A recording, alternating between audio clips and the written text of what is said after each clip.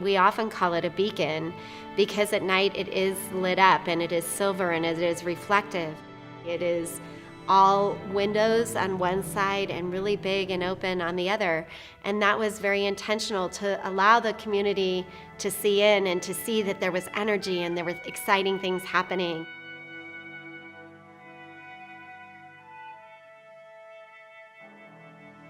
The student outcomes are better, student experiences are better.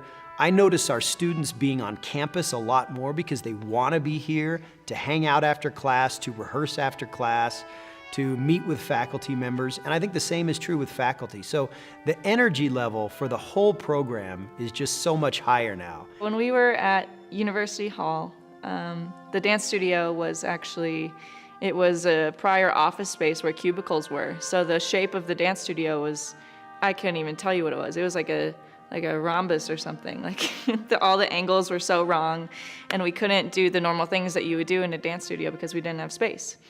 But now we have the most perfect dance studio anyone could ever ask for.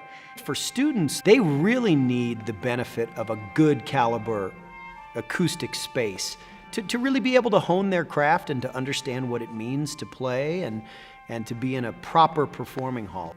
One of my favorite experiences was when we were touring and the building was not quite open, but people were starting to come in, and we had a young violinist that was in our Chapman recital hall, and she was just practicing a piece, and she apologized and she said, "Oh, I'm so sorry."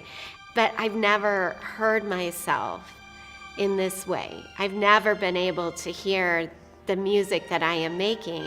It meant that we had done something that we had hoped to do, to provide a space for the next generation of artists to not just train, but to experience that art in a way that they never have before. We have great musicians that are coming here from all over the world to perform, and the students even get to see things backstage because the entrance to the classroom part of the building is the same door that's essentially a stage door to the dressing rooms. Sometimes we'll be in rehearsal upstairs and we'll come on break. We'll go downstairs and we run into Chihupa Hanska or Harlem Quartet. All these people are just right under our feet. We don't have to go to New York or Denver. It's right here in Colorado Springs, which is wild.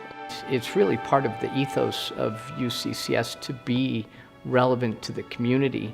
And by bringing in these local arts organizations, whether it's young children or professionals, it's creating synergies and a dynamism in our community that is truly part of what UCCS is to Colorado Springs and the Pikes Peak region.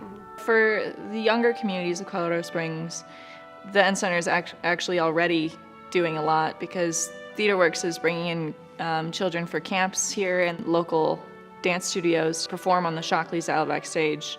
Being able to perform at a space that's that large and that renowned at such a young age can change somebody. Us students right now, being in a place like this has heightened our standards completely.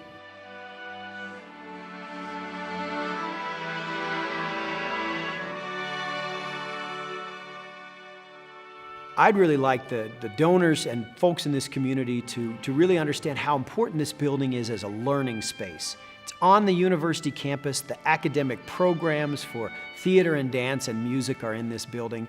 And we have lots of concerts and activities that are happening. So I hope folks will come out, not only support the professional programming that goes on here, but come and see students working and poke their heads into classrooms or into rehearsal spaces to understand what a great facility this is for learning.